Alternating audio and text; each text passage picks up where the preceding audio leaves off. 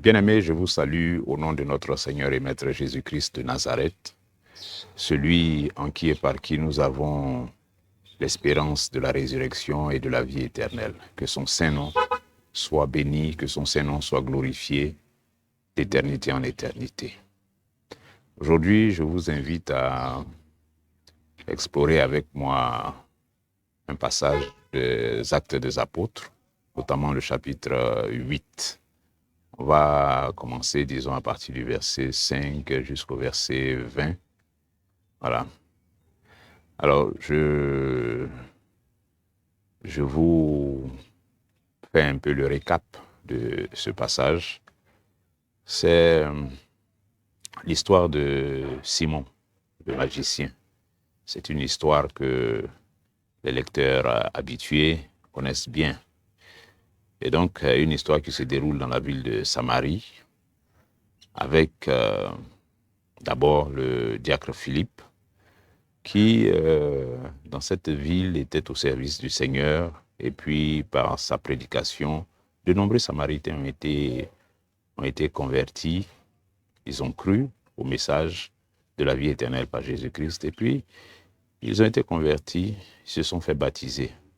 Et au nombre de ces personnes-là, on a Simon, le magicien. Tout à l'heure, on va revenir plus en détail sur Simon, parce que c'est lui qui sera l'élément principal autour duquel je vais faire mon intervention en méditation. Et après la conversion de ses frères et de Simon, bien cette nouvelle-là est parvenue à l'église qui était à Jérusalem. Et là-bas, ils ont décidé de dépêcher donc Pierre et Jean en Samarie, voilà, pour pouvoir soutenir l'œuvre qui était en train d'être faite par Philippe, avec énormément de succès, par la grâce de Dieu, bien sûr.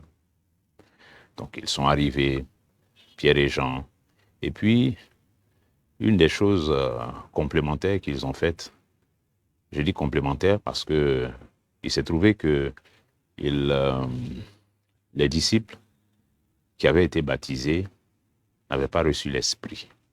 Ils avaient seulement été baptisés au nom du Seigneur Jésus. Et donc Pierre et Jean, arrivant en Samarie, ayant constaté cela, ont, sur l'inspiration du Seigneur, imposé les mains aux frères, et puis, bon, ils ont reçu l'Esprit. C'est à ce moment-là que ça devient intéressant, l'histoire de Simon, parce que le récit nous révèle que Simon, qui déjà depuis son baptême ne quittait plus Philippe, a été témoin des nombreux prodiges et miracles que Philippe opérait par la puissance du Saint-Esprit. Et puis, lorsque Pierre et Jean ont donc imposé les mains aux frères et qu'ils ont reçu l'Esprit, Simon, qui a été témoin de cela, s'approche des apôtres et puis ce qu'il leur demande, c'est « je vais vous donner un peu d'argent et vous allez me transmettre votre pouvoir là, afin que ceux à qui je vais imposer les mains aussi puissent recevoir l'Esprit. » Cette offre a été reçue comme un outrage, parce que c'est ce qu'elle est, reçue comme un outrage par les apôtres qui ont immédiatement répliqué à Simon pour le recadrer de façon très directe. Alors nous parlons donc de Simon. Déjà on note que pendant qu'on est en train de prier pour les frères afin qu'ils reçoivent l'Esprit, Simon ne fait pas partie de ceux pour qui on prie pour qu'ils reçoivent l'Esprit. C'est-à-dire Simon, il s'est mis dans une autre posture, pas dans la posture de ceux qui doivent recevoir, qui veulent recevoir et qui vont recevoir l'Esprit, mais plutôt dans la posture de celui qui observe un peu à distance et puis qui cherche plutôt à être du nombre de ceux qui vont imposer les mains aux autres pour qu'ils reçoivent l'Esprit. Alors que lui-même, il n'a pas ça. Ce que toi-même, tu n'as pas encore cherché à recevoir, tu ne peux pas chercher à donner ça à d'autres personnes. Ça, c'est une leçon C'est la première leçon qu'on peut tirer de l'attitude de Simon. Dans le Seigneur, dans notre marche avec le Seigneur, il faut qu'on fasse preuve de sagesse par l'Esprit de Dieu. Il faut qu'on fasse preuve de sagesse et qu'on fasse les choses, chaque chose en son temps. Chaque chose en son temps. Il y a un temps pour apprendre et il y a un temps pour transmettre. Si le temps pour apprendre n'est pas mis à profit pour apprendre, eh bien le temps pour transmettre ne viendra jamais. Simon, dont il est question ici, c'est qui? Simon, le récit nous dit que c'était un magicien très célèbre, qui impressionnait les gens par ses tours de passe-passe. Alors, une petite précision ici. Quand on dit magicien, il faut comprendre qu'il ne s'agit pas des magiciens comme ceux qu'on voit aujourd'hui dans les spectacles. Hein. Ceux qu'on voit dans les spectacles, là, on les appelle des illusionnistes.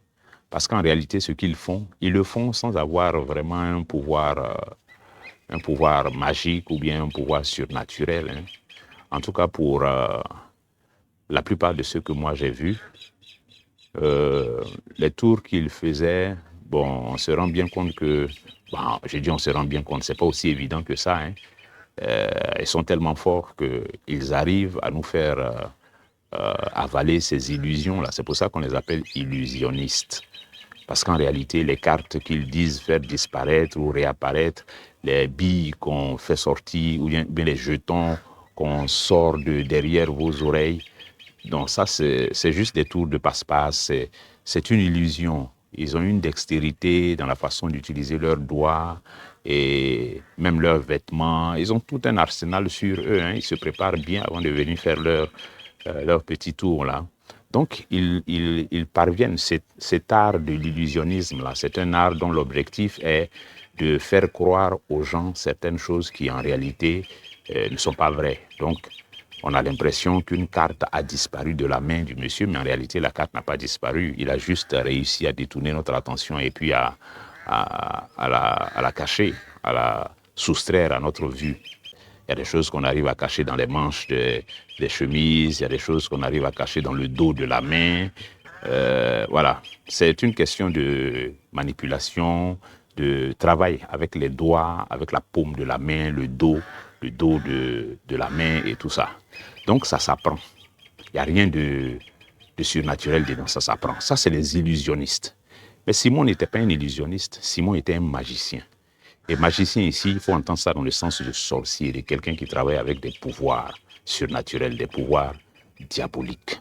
C'est les mêmes magiciens là qu'on a avec Pharaon et Moïse. Au moment où Moïse jette son bâton devant Pharaon, Dieu le transforme en serpent.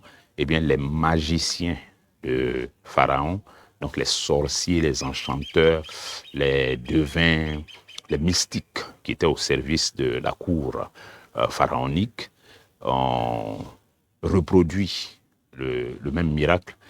Et ça, c'était d'une façon surnaturelle, par un pouvoir surnaturel, un pouvoir diabolique qu'ils avaient. Et donc, c'était ça. C'est de cette trempe-là que Simon, le magicien, était. Donc, Simon n'était pas juste un illusionniste, c'était un magicien, c'est quelqu'un qui travaillait avec des esprits. C'est celui-là dont il est dit qu'à la prédication de Philippe, il a cru et puis il a été baptisé. Mais ce qu'on note dans l'histoire de Simon, dans son témoignage, c'est que Simon est resté, j'ai envie de dire, enfermé au niveau du baptême. Simon s'est fait baptiser et puis pour lui, c'est terminé. Il a reçu le baptême au nom de Jésus et puis c'est fini. C'est là qu'il s'est arrêté. C'est à ça qu'il s'est tenu. Pour lui, c'était suffisant. Pour Simon et pour tous ceux qui font comme lui, croire et puis se faire baptiser est une fin en soi. Alors qu'il n'en est rien du tout. Bien aimé, le baptême, là, ce n'est que la porte d'entrée. Ce n'est que la porte d'entrée. Celui qui s'est fait baptiser, il est arrêté à la porte d'entrée. Il faut entrer maintenant. C'est un cheminement qui commence. C'est le début d'un cheminement, le baptême. C'est le début d'une marche. C'est le début d'un parcours. Donc, quand on s'est fait baptiser, il faut avancer. Il y a de la connaissance à acquérir. Il y a de la connaissance à acquérir. Il y a de la pratique. il y a de l'exercice à faire. Comme Paul disait à Timothée, exerce-toi à la piété, il y a de l'exercice, il y a de la pratique, il y a un entraînement, il y a une marche, il y a une vie à vivre. Il y a tout un ensemble de choses. Et donc, mon conseil et ma recommandation aux bien-aimés qui se convertissent et qui se font baptiser, enfin qui se sont convertis et qui se sont fait baptiser, bien-aimés, ma recommandation à vous et mon conseil à vous à travers cette méditation, c'est qu'il faut chercher à avancer dans le Seigneur. Il ne faut pas se limiter à croire et puis à être baptisé. Ce n'est pas suffisant. Si c'était suffisant, Simon n'aurait pas eu des problèmes qu'il a eus là.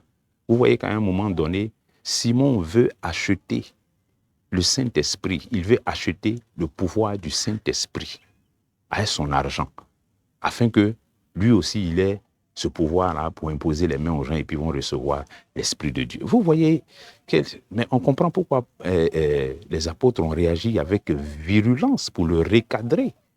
Quel outrage, quel outrage. Et puis quand quelqu'un raisonne comme ça, on se rend compte qu'il est vide, il n'a rien compris, il n'a encore rien connu. Ça veut dire qu'il a besoin de formation, il a besoin d'instruction, il a besoin d'être enseigné. Mais c'est ça. Parce que, comme on voit dans la naissance de l'Église, les disciples persévéraient, entre autres choses, dans l'enseignement des apôtres. Donc, il est important qu'après avoir été baptisé, on reçoive l'enseignement des apôtres. Il faut désirer ça.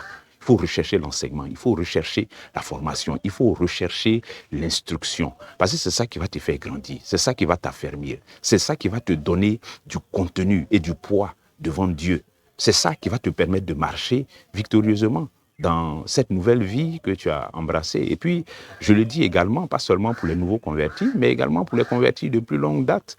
Si vous avez commis cette erreur-là de négliger les étapes qui suivent le baptême, c'est-à-dire l'enseignement, la formation, l'instruction, rechercher la parole de Dieu, rechercher la connaissance des Écritures, rechercher les instructions que Christ a données et comment les appliquer à notre vie pour marcher dans la lumière, aller de progrès en progrès dans notre foi. Si vous avez négligé cet aspect-là, si vous l'avez négligé, mais il faut vous ressaisir, sinon votre foi ne fera pas de progrès.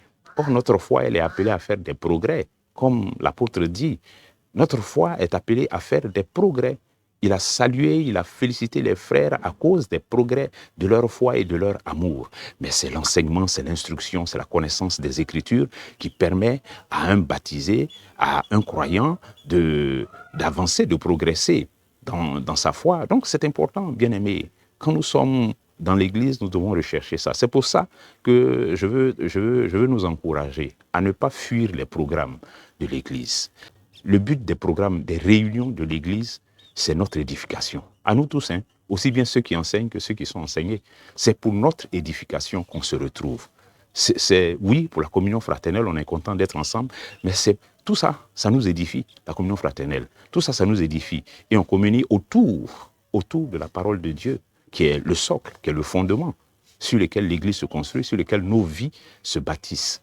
Donc, venons au programme de l'Église, aux réunions de l'Église. Venons, quand l'Église se réunit, il faut être là. Il ne faut pas être absent. Quand l'Église se réunit, il faut être présent. Et puis quand on est présent, il ne faut pas que ce soit une présence juste pour la forme, juste pour la routine, non. Il faut que ce soit une présence justifiée, une présence qui ait tout son sens. Ça veut dire que quand l'enseignement est en train d'être donné, quand la prédication passe, déjà, ceux qui peuvent prendre note, là, qui savent écrire, prenez note. Prenons de bonnes habitudes. Il faut prendre note, il faut montrer beaucoup d'intérêt pour les enseignements qu'on entend. Il faut montrer beaucoup d'intérêt. Et donc, prendre note. Et puis, la prise de note aussi, ce n'est pas juste pour faire plaisir à l'orateur, à celui qui enseigne, ce n'est pas pour lui faire plaisir. La prise de notes, c'est pour moi-même quand je prends note. Et qu'est-ce que j'en fais? Eh bien, une fois que je suis à la maison, j'ai l'occasion de relire mes notes, de les relire et puis de les approfondir, de me laisser orienter par l'esprit dans certains aspects qui vont être approfondis dans mes méditations ou alors dans mes relectures. Il y a des zones d'ombre, des choses que je n'ai pas bien comprises, mais pour lesquelles je prépare un ensemble de questions et puis je retourne vers celui qui a donné l'enseignement pour avoir des éclaircissements.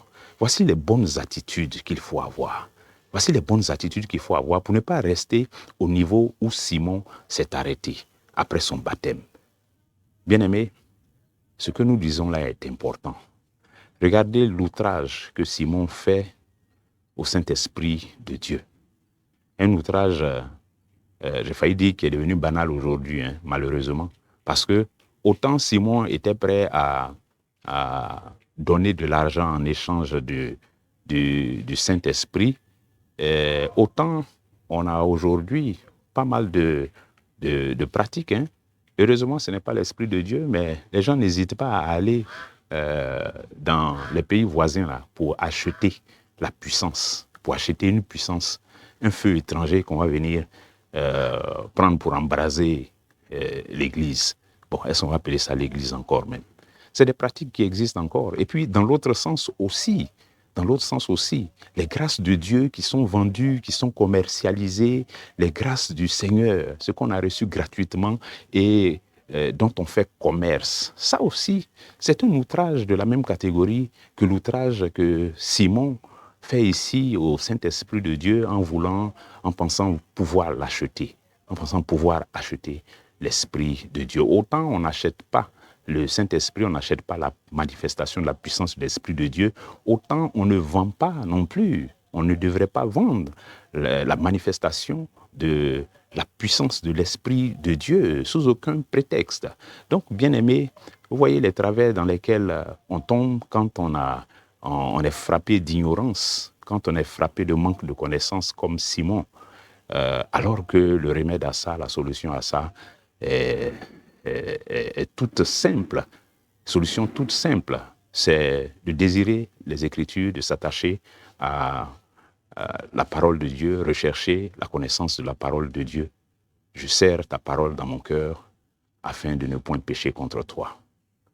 Que Dieu vous bénisse.